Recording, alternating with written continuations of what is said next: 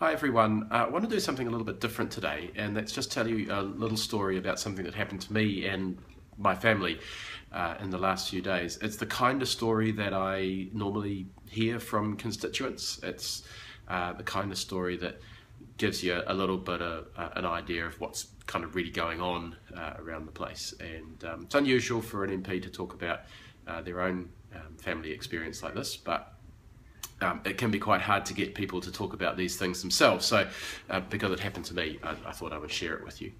So my dad had a heart attack about 15 years ago. He, over the last 5 years or so, has needed ongoing cardiovascular support. And that means he often has to travel down to Wellington to go to Wellington Hospital. And on Monday was one of those trips. Now, he needed to stay the night, so I offered to drive him down. He called me up on Saturday, and I was absolutely expecting that phone call would be to say that he'd been told he was cancelling his appointment, or that he'd been told he had to cancel his appointment, because we've been through this so many times. He gets the letter, he gets given an appointment, and then at the last minute it's cancelled. But funnily enough, on the Saturday, he wasn't calling me to talk about that. He was wanting to talk about something else. And Monday went ahead. So 8 o'clock in the morning, we left Palmerston North, drove down, arrived at 10 o'clock. And of course, I offered to go in with him. That's what you would do. But there was another reason I offered to go in with him, and that was because one previous time he was dropped off by another one of our family members who had to head straight back to Palmerston North, and he got into Wellington Hospital and was told that they weren't going to go ahead with his procedure that day. They hadn't been able to tell him, and they just weren't going to go ahead with the procedure, and that meant that he was stranded in Wellington. So I went in with him, and lo and behold, we had a similar situation. The receptionist asked Dad to sit in the waiting room. She came and said that he wasn't on the list for that day, and in fact she even made the comment that she didn't understand why anybody was ever booked on a Monday, because Monday appointments always fall through.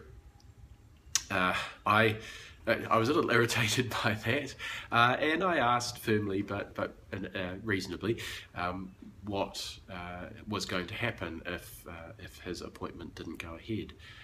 And I should say at this point that she asked him to wait, and she would get somebody to come and have a look and see if they could get him on the list for that day.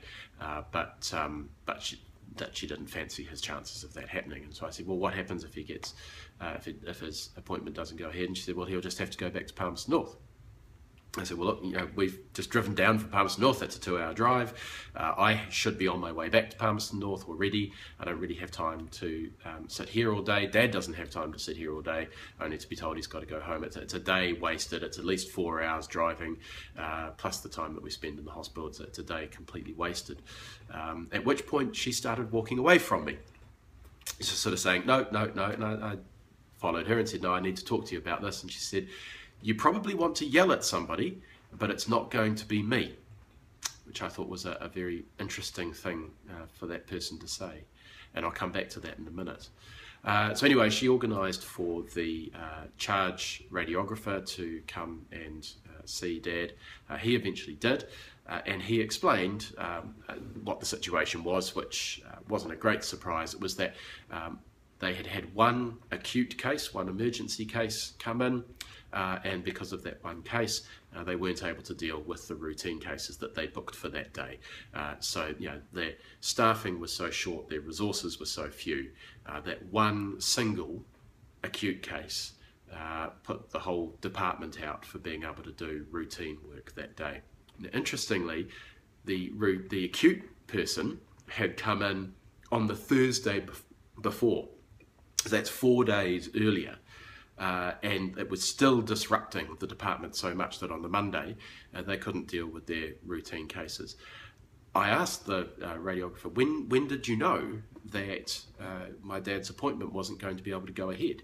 And he said that they knew on the Friday. So 3 days before Dad's appointment, they knew that his procedure wasn't supposed to go ahead on the Monday. Obviously I asked them, well, why didn't you call on the Friday? He went away and he found out that the booking clerk, whose job it is to call the patients and make their appointments and also call and cancel those appointments, knew that my dad had been really mucked around before.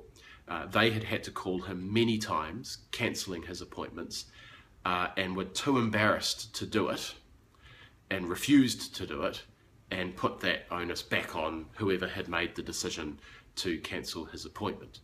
And as a result of that, nobody called my father to tell him that his appointment was cancelled, which, as I said, we'd kind of been expecting would happen because it happens all the time. So anyway, the charge registrar, the charge radiographer was great. He was very helpful. He got on the phone. He pointed out to people he was on the phone to that my dad's family, me, were quite unhappy with the situation. I didn't reveal that I was a member of Parliament. I didn't feel that was necessary. I just wanted to make sure that Dad got his procedure. And in the end, what they worked out was that yes, the person who could carry out the procedure was available. What they were lacking was a bed, because Dad had to stay in overnight after that procedure. They eventually, after some cajoling, managed to find a bed in another part of the hospital, and Dad's procedure went ahead, but not without a lot of advocacy, and frankly me digging my toes in and refusing to accept that Dad's procedure wouldn't go ahead that day. And that, obviously, not everybody does that, and it's no way to run the health system. So a few reflections on this. One is that unit clearly does not have the resources to be able to deal with the work it should be doing. It should be able to accept one or two urgent cases without having to interrupt its routine cases. So that's one obvious thing. And when the Minister of Health says that we can cut another $138 million out of the health system, I struggle with that when this sort of thing is happening, not just to my dad, but to thousands of other people around the country.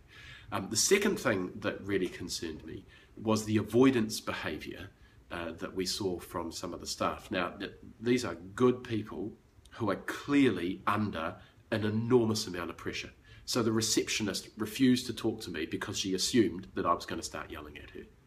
And the booking clerk refused to call Dad because they were just too embarrassed to call him again and tell him that his appointment was cancelled. And I think that is a sign of a health system under enormous stress.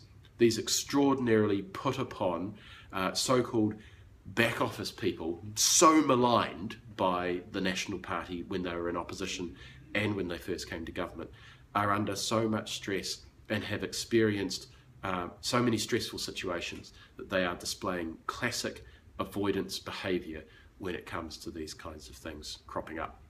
And the third thing that bothers me is that I know full well that had I not been there, and had we not had a stroppy family member there who had an idea of how to make things work and was not prepared to take no for an answer, that Dad's procedure wouldn't have gone ahead.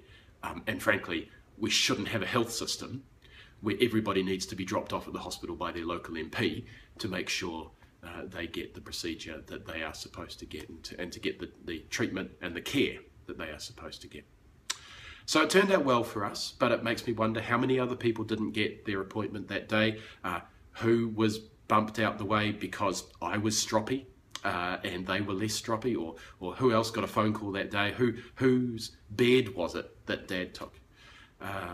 These things that really bother me, and we've got a health minister who spends more time in the House abusing at an individual level members of Parliament in the opposition, and who says that they're doing a wonderful job of running the health system, and that they can cut more fat from the health system. I'm sorry, but that unit that we were dealing with has been cut to the bone, and it's just having such an appalling effect on people. I looked at my dad in the days leading up to it, and he was so stressed out because he just assumed that his appointment was going to be cancelled. And then you see the stress on the faces of the staff working there as well. And that's the result of what's happening in our health system right now. Look, I just thought I would share that with you. It's not an unusual story, I know. There's nothing special about me or my family, but I'm in a position where some of you will actually listen to that story, and I hope you share it around and I help you think about it and reflect on it when Jonathan Coleman gets up and says it's time to cut more money from the health system.